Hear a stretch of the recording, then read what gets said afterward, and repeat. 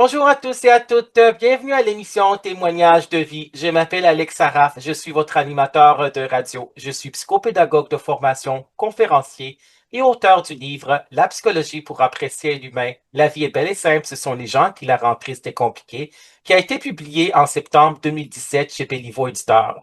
L'émission des radios Témoignages de vie est une émission de radio humaine. Humaine, comme on le dit si bien à la station de radio de Lévis, ça veut dire CJMD 96,9 FM, la radio de Lévis. Humaine, ça veut dire centré sur l'être humain, où j'ai le plaisir, le privilège, le grand bonheur, puis le grand honneur de recevoir des invités qui vont témoigner de leur histoire de vie. Ça veut dire qu'ils vont partager leur parcours professionnel et ou personnel. Ce sont des gens rayonnants, inspirants et ou résilients. J'ai aussi le plaisir d'accueillir, bien sûr, parmi ces plus que 100 invités, des invités spéciaux, ça veut dire des psychologues, des anciens psychologues, des sociologues, des personnalités publiques, des auteurs, des autrices. Il s'agit d'une émission de radio qui va être diffusée et rediffusée dans les 3 stations de radio suivantes. Donc, vous écoutez présentement CJMD 96,9 FM, la radio de Lévis, ou vous écoutez CKZW, Radio Shalom, Montréal, 1650 AM officiel. C50 Montréal AM officiel ou vous écoutez Radio Wefray sur le web radiowefray.com. Vous pouvez nous suivre sur les réseaux sociaux. Tous les vidéos, les bandes annonces et les extraits vont être sur ma chaîne YouTube. Alex Saraf, auteur, animateur de radio, conférencier. Vous pouvez vous abonner aussi, bien sûr, s'il vous plaît, à ma chaîne YouTube. Alex Saraf, auteur, animateur de radio, conférencier. J'ai aussi plus que 3500 abonnés dans mon réseau LinkedIn, donc ma page professionnelle LinkedIn, Alex Saraf, et aussi ma page professionnelle Facebook, Alex Saraf, écrivain, et mon courriel est le suivant, alexsaraf341@gmail.com, et bien sûr, Radio Beffrey met les posts sur Instagram.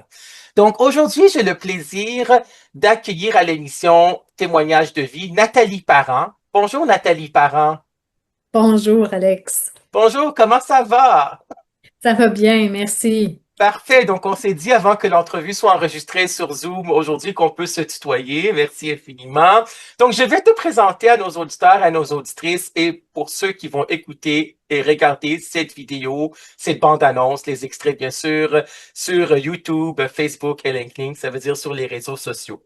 Nathalie Parent, tu es psychologue clinicienne appartenant à l'Ordre des psychologues du Québec depuis 1999, je pense, c'est ça? Exactement. Parfait. Tu as été chargé de cours à l'Université de Laval pendant plus que 15 ans et tu as été aussi chargé de cours au collégial. Oui. Oui, tu Ah, es avant cela, bien sûr, à j'ai tout ton l'université, oui. CV. Oui. Tu es aussi autrice, tu as écrit beaucoup de livres. Tu es rendu à combien de livres comme auteur? Bon, je ne vais pas faire prétentieuse, là, mais j'ai pas compté. OK, c'est bon, mais ça doit être plus que 15. Donc, c'est ça. Il y a des co-écritures là-dedans, Oui, beaucoup aussi, là, avec pour les livres pour enfants, avec oui. des illustrateurs, puis des autrices aussi. Je pense à Martine Latulippe, avec qui j'ai écrit la série sur les émotions. Donc, il y a plusieurs livres que j'ai pas écrits toute seule, là. Oui, bien sûr. Donc, Nathalie Parent, psychologue, auteure, conférencière, formatrice, superviseur. Tu fais de la supervision individuelle et en groupe.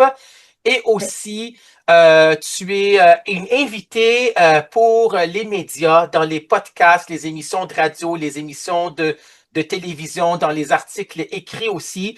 J'ai vu ton CV, ton site web aussi, natalieparentpsychologue.com. Tu as vraiment une liste vraiment longue des médias où tu es collaboratrice, tu as été une invitée à Pénélope, tu as passé à Pénélope, l'émission de Pénélope McQuaid à Cube Radio, et j'en passe, là. Vraiment, la liste est longue, là. Comme invitée, en fin de compte, collaboratrice, experte, je devrais dire, experte dans les médias. Félicitations pour tous tes livres, pour tes formations. Tu as le baccalauréat en psychologie, puis la maîtrise Ouais, en psychologie, bien exactement.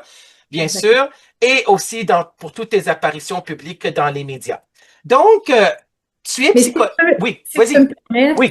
J'aime bien dire que si j'écris, c'est aussi parce que j'ai des rencontres de consultation, puis Oui, les conférences, tout ça, ça m'apporte un équilibre, hein. oui, Passer les journées à être en consultation, c'est une chose, hein. Je reçois beaucoup. Bon, j'échange avec les gens pour donner des moyens, des façons de s'apaiser, mais écrire, puis donner en conférence, ça apporte un autre équilibre, hein. On est plus dans l'introversion, en tout cas pour oui. moi, quand je suis en consultation, puis l'extraversion quand j'écris, je donne des conférences. Donc, pour moi, peut-être ça paraît gros, mais c'est pour moi une façon de maintenir un équilibre émotionnel et psychologique. Oui, l'équilibre personnel et professionnel, parce que c'est sûr que c'est difficile d'être psychologue clinicienne ou psychologue clinicien pendant 40 heures, d'avoir 40 clients par semaine. C'est un défi si on fait que ça. Donc, il y en a qui font de la recherche, comme tu avais fait de l'enseignement collégial et ou universitaire, d'écrire des livres et de partager tes connaissances, en fin de compte, ton bagage théorique et pratique dans les médias. Donc, c'est génial ce que tu fais. Félicitations. C'est vraiment, tu es polyvalente. Merci infiniment d'être invitée à l'émission Témoignages de vie aujourd'hui. J'ai lu par rapport sur ton site web, quand j'ai été googlé, en fin de compte, quand j'ai écrit Google, sur Google, Nathalie Parent, psychologue, que tu es éclectique, en fin de compte, tu te sers de l'approche intégrative, ça veut dire que tu te sers de plusieurs approches humanistes, cognitivistes et d'autres approches aussi, là. Oui, psychodynamique et Oui, puis le côté intersubjectif. Donc, oui, ce qui se passe dans la relation thérapeutique, ben, on va travailler avec ça. Ceux qui ont une approche plus humaniste vont parler de l'ici et maintenant. Donc, oui, c'est un peu ça aussi. Puis systémique, ben ça, quand je travaille avec les couples, ça permet de voir qu'est-ce qui se passe dans le système ou encore avec les enfants. L'enfant en thérapie, il vient, mais il y a tout un système, hein, comment ça se passe dans son système scolaire, hein, à oui, l'école, dans ses différents milieux. oui. Donc l'approche systémique s'intéresse à tout ça, là, au système en fait. Mm. Oui, bien sûr, l'approche systémique ou interactionnelle qu'on dit, l'approche humaniste, c'est la troisième force en psychologie, la psychologie du soi, l'estime de soi, la confiance en soi, l'actualisation de soi, le fait, la responsabilisation de soi, de faire des choix et de les assumer. L'approche cognitive, intellectuelle, cognitiviste, ça se passe dans la tête, les pensées, les attentes, les croyances, etc. Behavioriste, ça c'est une autre approche, c'est comportementale. Puis psychodynamique, psychanalytique, c'est par rapport à l'enfance, les expériences vécues pendant l'enfance, l'inconscient, les mécanismes de défense, etc. Je suis un ancien enseignant au collégial. J'ai enseigné la psychologie plus que 20 ans. Donc, j'ai Oui. donné tous les cours, initiation à la psychologie, psychologie du développement, communication, psychologie sociale, psychologie de la santé mentale, et psychologie de la sexualité. Puis c'est ça mon livre, La psychologie pour apprécier l'humain. La vie est belle et simple. Ce sont les gens qui la rendent rester compliquée. La préface a été écrite rédigée par le regretté, le distingué Yvon Dallaire, qu'on connaît, bien sûr. Donc, je suis pas là pour vendre mon livre. Les derniers livres sont chez moi et c'est surtout les Amazones. On s'est croisés la première fois parce qu'habituellement, je dis comment j'ai croisé l'invité en spécial. L'invité spécial comme toi, psychologue ou d'autres invités.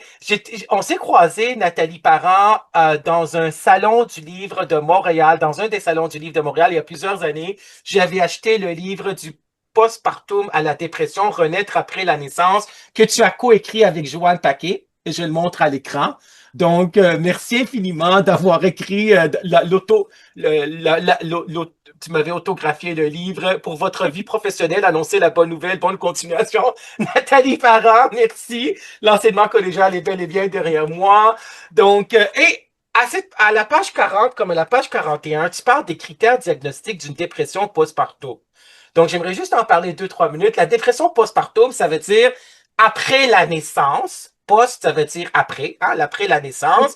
Et tu parles de c'est quoi une dépression en fin de compte. Puis j'aime bien aussi ce que tu écris à la page 40 puis 41. La dépression majeure, quant à elle, s'installe souvent à la suite d'une blessure, d'un échec sentimental ou professionnel, d'un conflit qui stagne, d'une perte importante, décès d'un être cher, handicap physique à la suite d'un accident. L'épreuve submerge la personne qui tombe dans un gouffre de tristesse, de fatigue et de désespoir.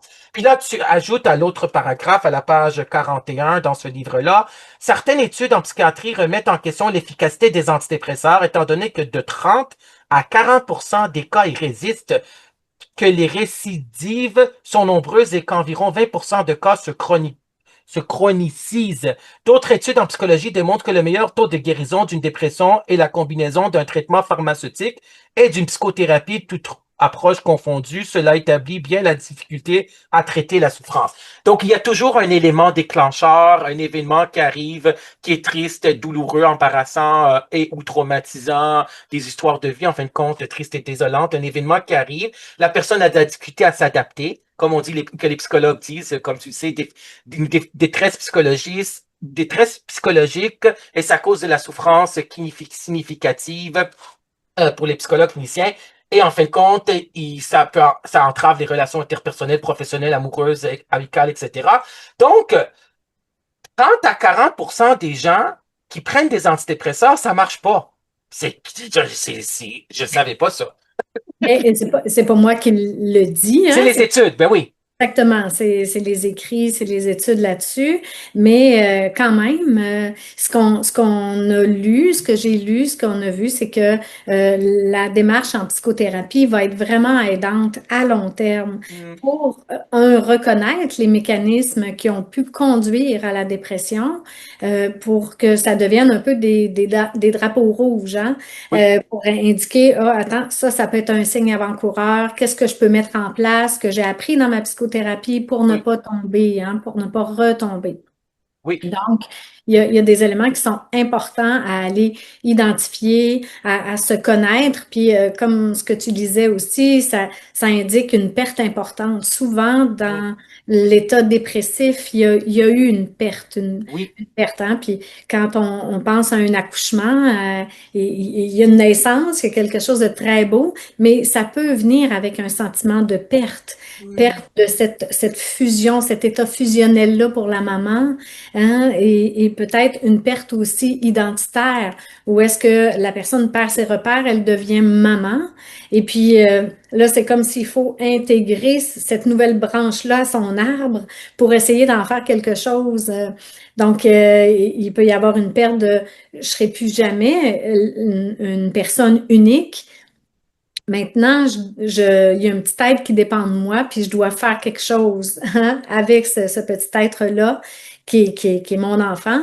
Et là, ça apporte tout un remaniement intérieur, là. Moi, ce que j'ai vu souvent, c'est des personnes qui vont vivre une dépression, que ce soit une dépression postpartum ou une dépression de façon générale.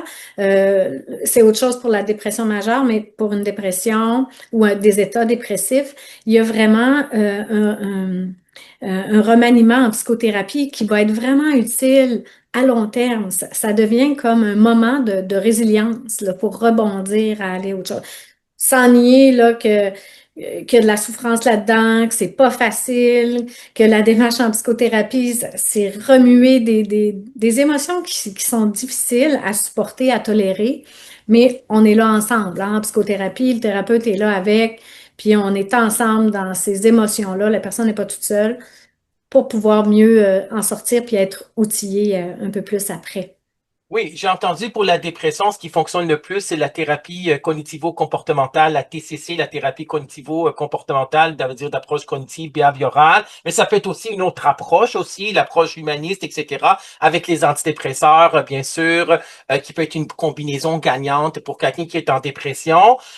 La dépression postpartum, il faut qu'on démystifie ça parce que, tu sais, parfois on n'en entend pas parler. C'est aussi parfois un sujet tabou. Et c'est différent des baby blues, hein. Les baby blues, c'est 3 jours, 5 jours que la femme elle pleure après avoir accouché. Tu sais, c'est sûr que tu sais, elle est dans tous ses états, etc. Il y a les hormones qui jouent et les estrogènes, la progestérone. Donc c'est différent la dépression postpartum que les baby blues de quelques jours après que la femme a accouché là, a donné naissance. Oui, oui, puis la dépression postpartum, ça peut se produire jusqu'à même 2 ans après la naissance du bébé. Donc, Oui. oui, il y a des états aussi de stress post-traumatique qui peuvent survenir, là, parce qu'un accouchement traumatique, ça laisse des traces, mais ça place la maman en état de survie, hein. Faut que je survive, il faut m'occuper de mon bébé. Alors, quand il commence à avoir moins besoin, donc autour de 18 mois, même 2 ans, la maman peut un peu plus intérioriser ou en tout cas extérioriser ce qu'elle a